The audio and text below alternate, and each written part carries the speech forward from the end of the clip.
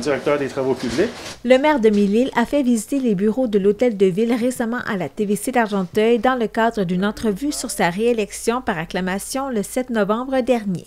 C'est un honneur pour moi d'avoir été élu par acclamation, moi et mon conseil précédent au complet.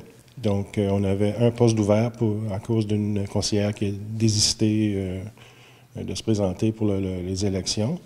Donc, c'est une stabilité et une continuité pour nous. Ça démontre quand même une confiance de la part des citoyens de Mille-Îles qui doivent être quand même contents avec ce qu'on fait et la direction qu'on prend dans les affaires courantes. Oui, ça peut démontrer d'autres choses. Aussi, ça pourrait démontrer un manque d'intérêt de la part des gens s'ils ne se présentent pas comme conseiller ou comme maire. Vous l'interprétez plutôt comme une satisfaction? Exact, exact. Parlez-moi justement de votre conseil maintenant, de la nouvelle personne qui a été élue. Il s'agit d'un homme, donc, Yvon Arnold. Yvon Arnold, c'est un citoyen de Mille-Îles depuis 5 ou 6 ans. Il s'intéresse dans le domaine municipal, puis il veut s'impliquer. Donc, ça démontre justement qu'il y a de l'intérêt au niveau de l'implication citoyenne pour les travaux municipaux. Et puis, c'est un homme que j'ai bien hâte de travailler avec. Et parlez-moi aussi de vous pour que les gens dans la MRC d'Argenteuil apprennent à mieux vous connaître. Donc, vous avez été conseiller municipal, ensuite pro-maire, donc maire suppléant, maintenant maire. Donc, parlez-nous un peu de vous. Bien, je suis ici, je suis au Mille-Îles depuis 1992, à temps plein. Et puis, dans les années 2000, j'ai été élu conseiller. J'ai fait un terme de 3 ans. Il y a eu des bisbées à ce moment-là. Et puis, lors des élections de 2013, j'ai été approché par l'ancien maire Michel Boyer pour mettre ma candidature comme conseiller, ce que j'ai fait. Et puis, j'ai été élu par acclamation à ce moment-là.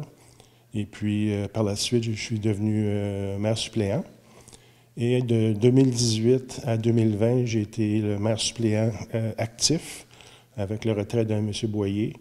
Et puis, lors de sa démission en 2020, bien, j'ai été élu encore par acclamation comme maire. Et puis, dans les dernières élections, de même.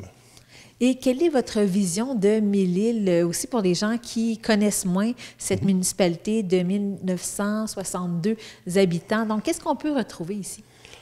Une quiétude, beaucoup de terrains, des grands terrains.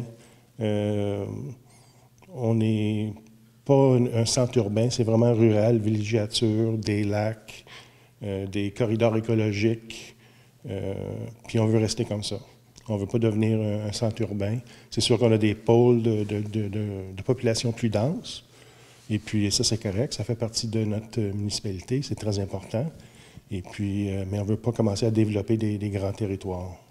Et vous-même, lorsque vous y êtes déménagé en 1992, pourquoi vous avez choisi cette municipalité? Bien, on avait justement un terrain de la famille de mon épouse. Dans le secteur du lac Yvan, à côté du camp scout de Tamaracuta. Donc, on avait des opportunités d'acheter un petit chalet, puis on l'a rénové, puis c'est notre habitation en ce moment, avec la famille à côté.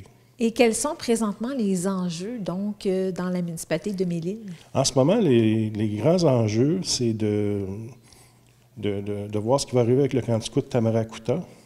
On a reçu un don écologique de 334 acres qui s'ajourne avec le camp scout de Tamaracuta. Donc, puis le camp scout est fermé depuis 4 ans maintenant. Donc, c'est à voir, c'est un grand enjeu, c'est une grande partie de la zone récréo-touristique au Mille-Îles. Mais on veut vraiment développer des corridors écologiques pour protéger l'environnement. Puis, ça fait partie d'un corridor qui part de Moore-Knights aller jusqu'à Saint-Jérôme.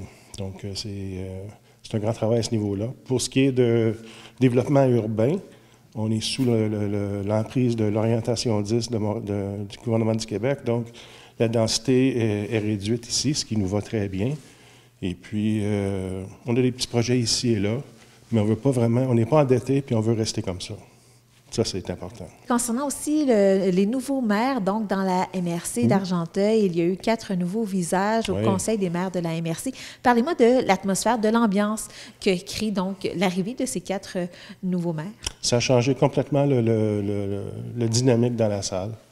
C'est, je dirais, beaucoup plus léger. Il y a moins de conflits évidents comme qu'il y avait avant. Et puis, il faut comprendre aussi que les maires sont nouveaux. Ils ont beaucoup à apprendre au niveau des procédures, comment ça fonctionne, etc., etc. Mais du monde très ouvert, très professionnel, engageant. Très, très hâte de travailler avec eux autres pour les 4 prochaines années. Parlons-en des 4 prochaines années. Ouais. Qu'est-ce que vous entrevoyez dans l'avenir au cours de votre mandat? Quels objectifs est-ce que vous voulez atteindre? Ici au Mille-Îles ou Oui, les Merciers? à Mille-Îles. Émile, j'aimerais concrétiser vraiment le futur du camp du Scout. Si on peut impliquer la municipalité là-dedans, ça serait bien d'avoir justement un accès au lac. C'est ce qui est en grande demande. Établir vraiment les corridors écologiques, développer les sentiers, etc. Ça va être un gros projet.